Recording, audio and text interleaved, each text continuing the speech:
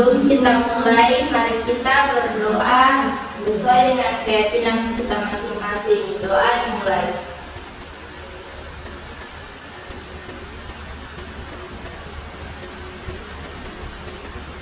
Amin. Doa selesai. Sebelum kita lanjut, saya akan absensi terlebih dahulu. Muhammad, Hadir. Saskia, Hadir. Sri, Hadir. Aswan. Hadir. Karena semuanya sudah hadir, langsung saja kita mulai pelajaran hari ini. Sebelum itu, saya akan membacakan tujuan pembelajaran dan indikator penilaian. Tujuan pembelajaran yang pertama, peserta didik mampu mengidentifikasi dan menjelaskan konsep dasar etnografi bahasa. Yang kedua, peserta didik mampu membedakan metode penelitian etnografi dengan metode penelitian lainnya.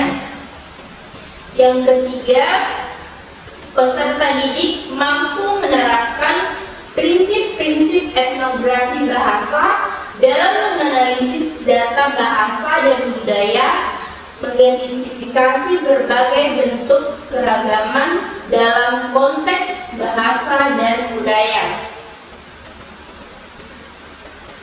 Kemudian yang keempat, peserta didik mampu menganalisis bagaimana bahasa mencerminkan, membentuk, dan memengaruhi perbedaan budaya, sosial, dan linguistik. Yang kelima, peserta didik mampu menginterpretasikan data bahasa untuk memahami nilai-nilai, norma, dan praktik budaya yang berbeda. Selanjutnya, indikator penilaian. Yang pertama itu, peserta didik dapat menjelaskan definisi etnografi bahasa dan membedakannya dengan metode penelitian lainnya. Yang kedua, peserta didik dapat mengidentifikasi dan menganalisis bagaimana bahasa mencerminkan dan membentuk perbedaan budaya, sosial, dan linguistik.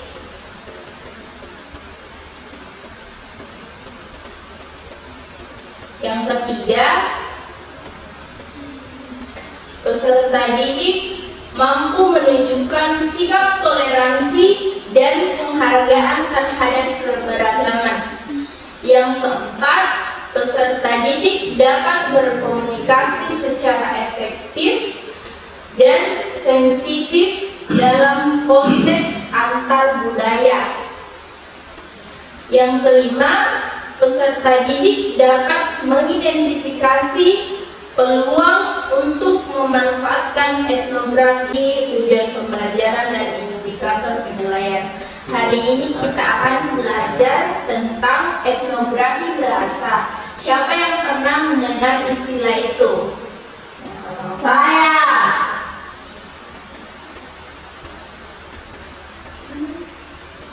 Etnografi bahasa. Ya, betul. Sekarang saya akan memperlihatkan gambar. Gambar yang baik-baik, apa yang kalian lihat? Mana gambarnya itu?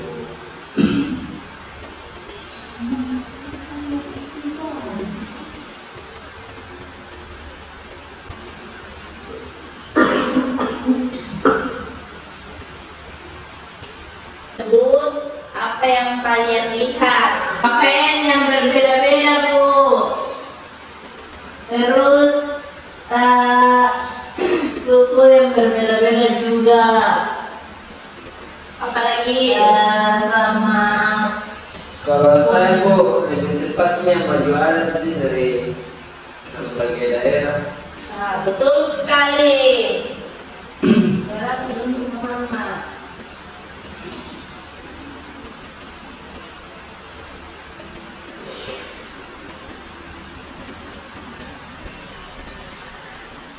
Gambar ini menunjukkan keberagaman suku bangsa di Indonesia yang dimana masing-masing memiliki bahasa dan budaya yang unik.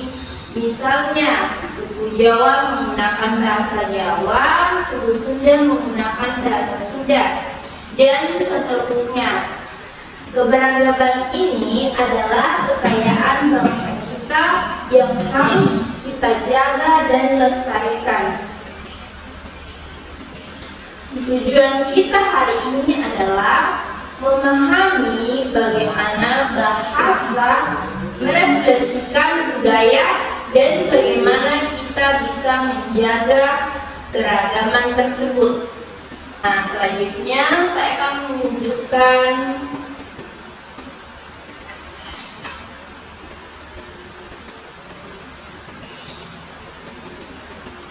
gambar.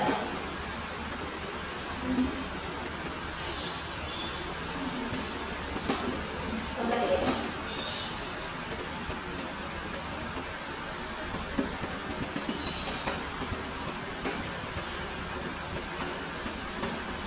Kalian amati 1 menit.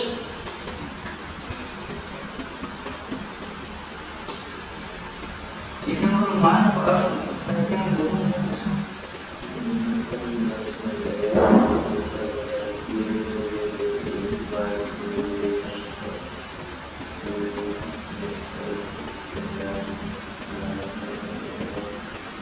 Apa lagi penjelasannya itu? Oh, penjelasan. Lanjut jelas keterangan. Ini boleh kayak orang denting. Gambarnya. Berita. Hah? Berita? Apa pendapat kalian setelah membaca ini?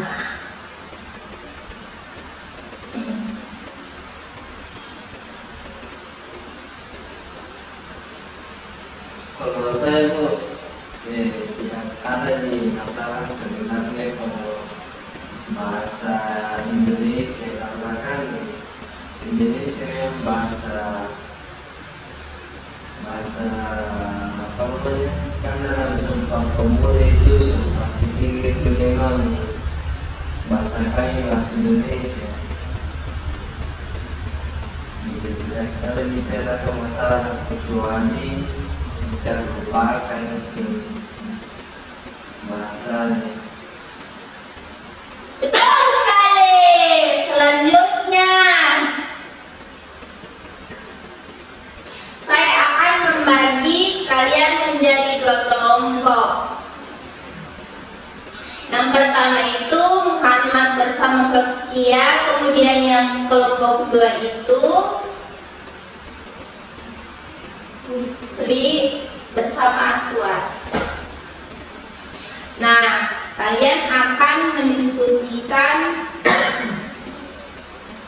3 pertanyaan. Yang pertama itu, mengapa bahasa daerah ditinggalkan? Yang kedua, apa dampaknya terhadap budaya?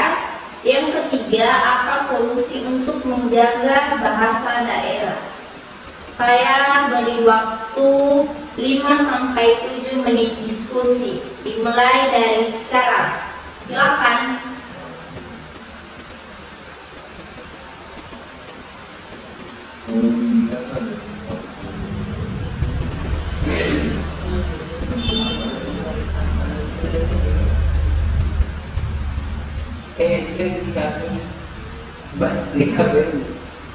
Keempat, 3.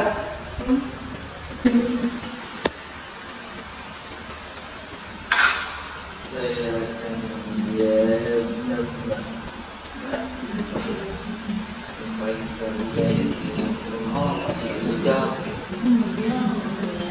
baca ya. Kau mau beri di begini, bertanya satu begini kelompok juga ya. Harusnya satu-satu. Kau menjawab.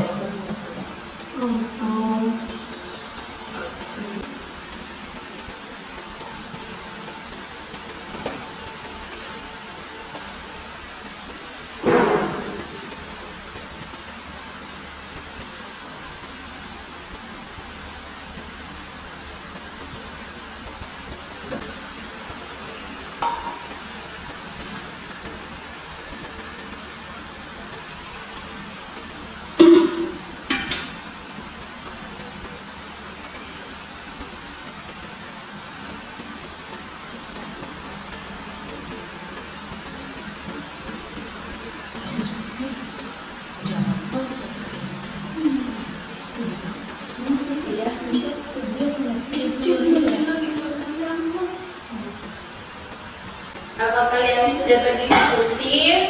Ya, Bu. Ya, silakan. Saya mau jawab nomor 1. Silakan Saskia. Mengapa bahasa daerah ditinggalkan?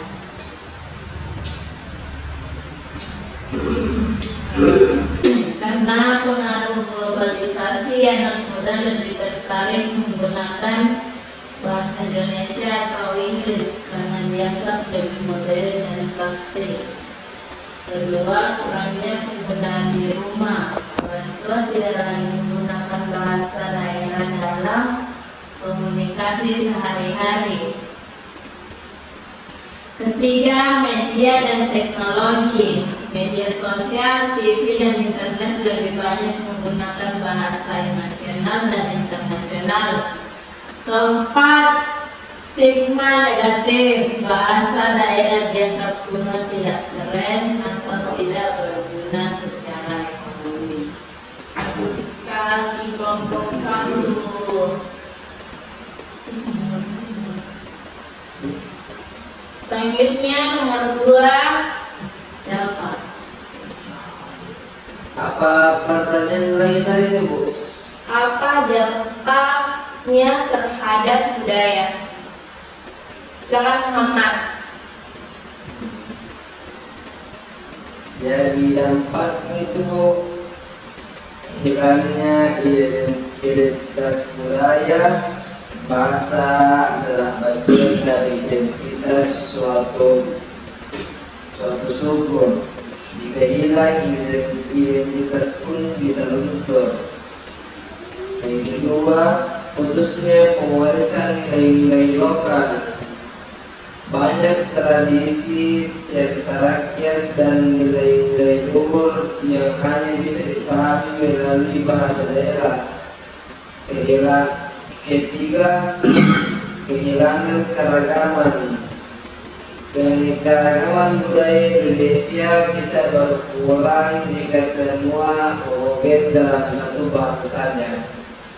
Ya, selanjutnya kelompok 2 untuk pertanyaan terakhir. Dipersilahkan. Jadi, Mama jawab tadi. Silakan Sri. Tidak, jadi mau jawabannya terus. Kita mau baca ini. Kalau itu mau terisi. Ini nomor 3 kalau terisi. Cuma kita saja mati Bu. Ini. Kok ngomong dengan kelompok.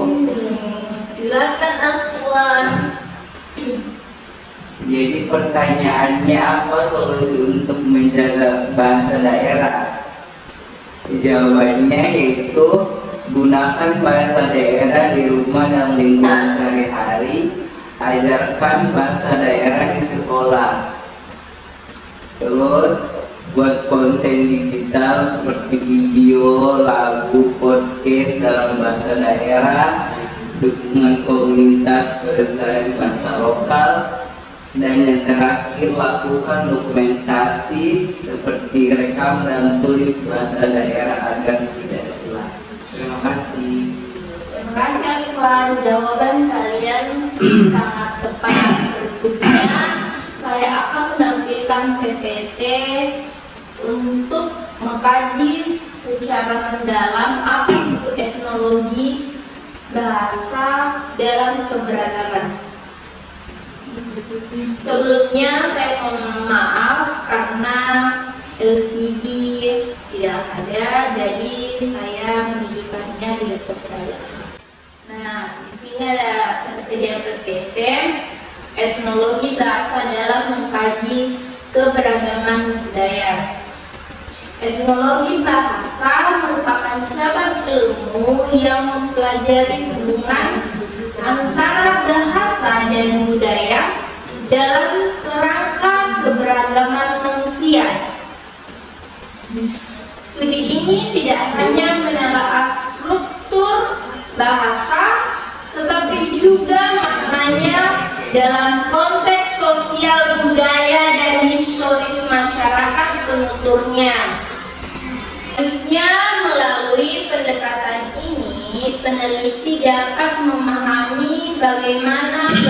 bahasa mencerminkan identitas, norma sosial, dan nilai budaya sekaligus memetakan dinamika interaksi antar budaya yang beragam. Presentasi ini menguraikan aspek fundamental dalam etnologi bahasa untuk mengkaji keberagaman dengan perspektif mendalam. Langsung saja kita ke definisi dan ruang lingkup etnologi bahasa.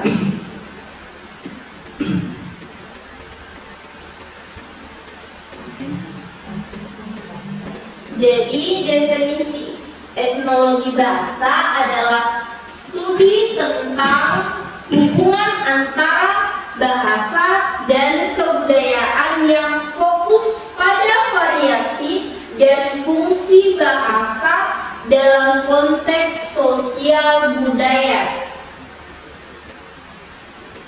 Nah, di ruang lingkup itu ada 3. Yang pertama itu pemahaman sistem bahasa dalam budaya tertentu. Yang kedua, analisis penggunaan bahasa dalam interaksi sosial. Yang ketiga, studi tentang perubahan bahasa sebagai cerminan perubahan budaya.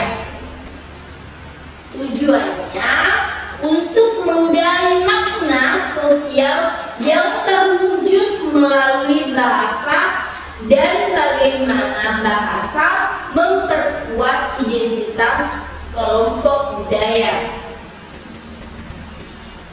Selanjutnya itu peran bahasa sebagai cermin keberagaman budaya. Yang pertama, sebagai identitas budaya, di mana bahasa menjadi simbol identitas sosial menandai keunikan kelompok budaya. Yang kedua, norma dan nilai, di mana pola bahasa mengandung norma dan nilai yang dianut oleh komunitas budaya. Yang ketiga, transmisi budaya, di mana bahasa memungkinkan pengalihan adat, tradisi, dan pengetahuan antar generasi.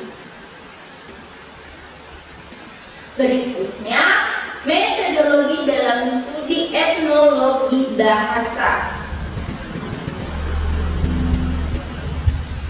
di mana di sini di metodologi dalam studi etnologi bahasa terdapat 4. Yang pertama itu observasi partisipatif, di mana peneliti terlibat langsung dalam interaksi sosial penutur bahasa.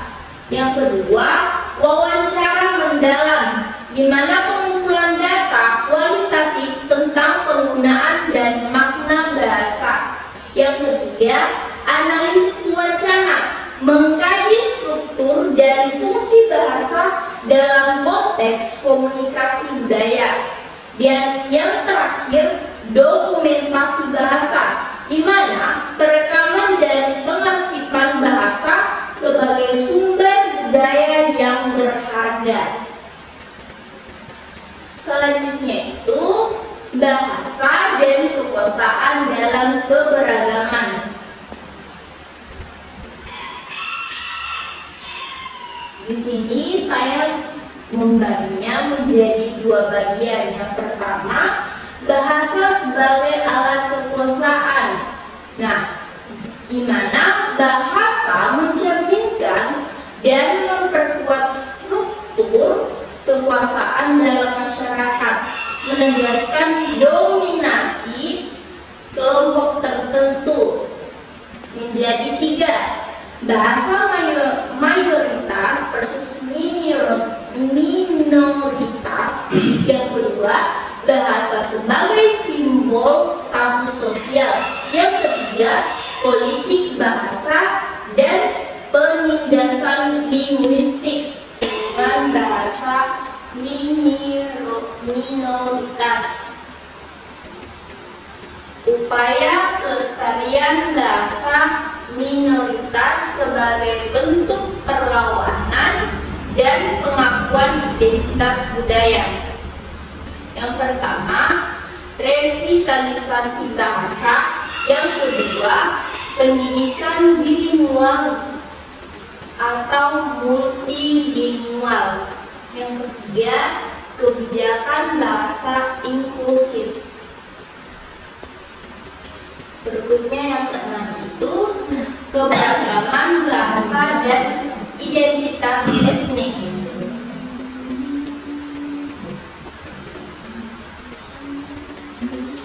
Berbeda bahasa, berbeda identitas.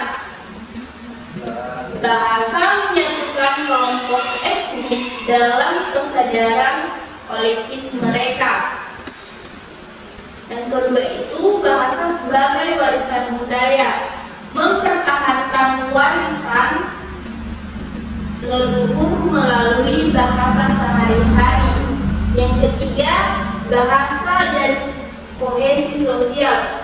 Bahasa mempererat solidaritas dan hubungan sosial dalam komunitas.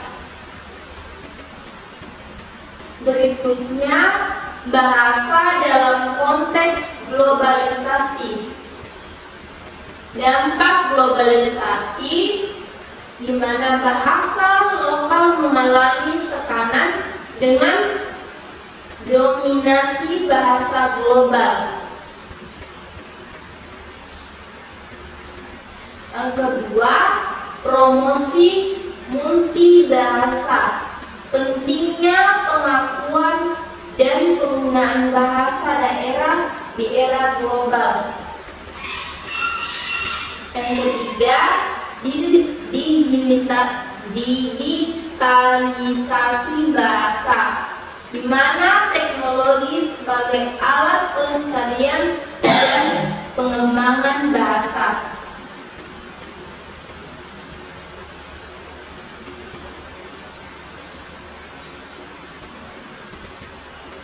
Selanjutnya kita ke tantangan pelestarian bahasa dan budaya.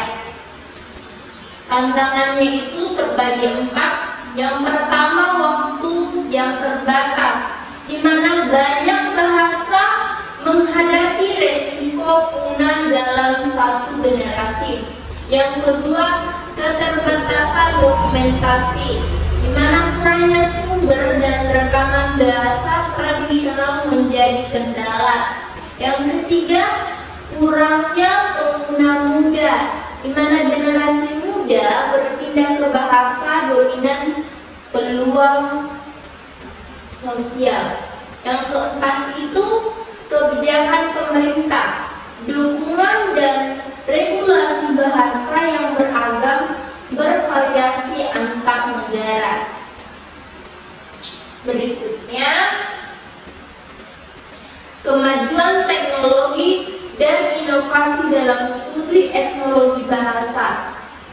Yang pertama itu teknologi perekaman, di mana perekaman audio dan video berkualitas tinggi untuk mendokumentasikan bahasa secara autentik. Yang kedua, platform digital, di mana pengembangan aplikasi dan database untuk penyimpanan dan pembelajaran bahasa. Yang ketiga, analisis data bahasa, di mana pemanfaatan AI dan big data untuk analisis linguistik dan pola budaya. Selanjutnya, kita akan ke kesimpulan dan langkah selanjutnya dalam etnologi bahasa.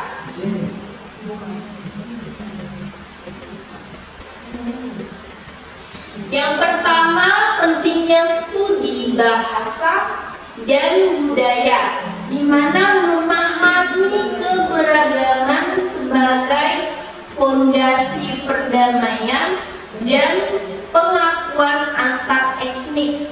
Yang kedua, pelestarian dan inovasi, di mana sinergi antara metode tradisional dan teknologi mutakhir untuk menjaga kelangsungan budaya.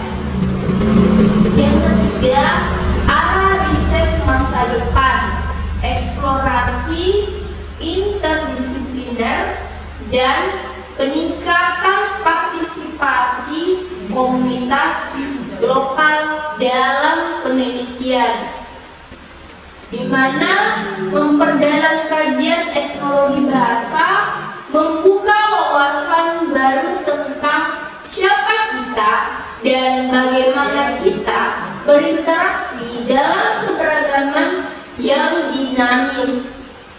Kolaborasi aktif antara akademisi, masyarakat, dan pembuat kebijakan diperlukan demi masa depan yang inklusif dan berkelanjutan. Itulah tadi PPT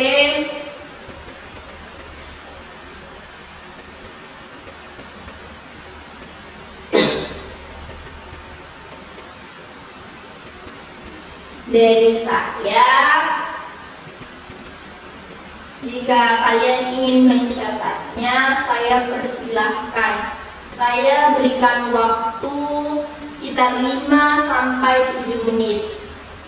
Kalian catat yang penting-pentingnya saja. Silahkan.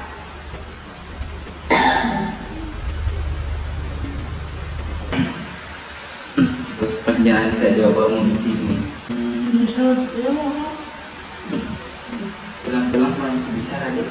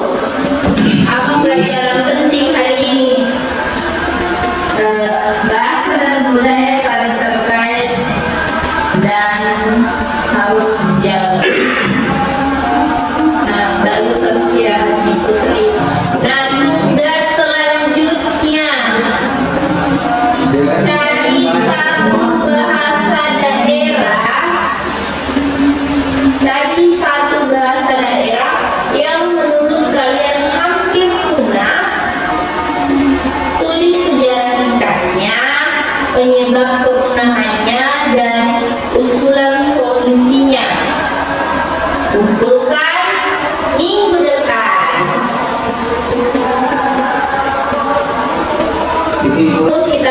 Sebelum kita mengakhiri kelas kita, mari kita berdoa sesuai dengan keyakinan kita masing-masing.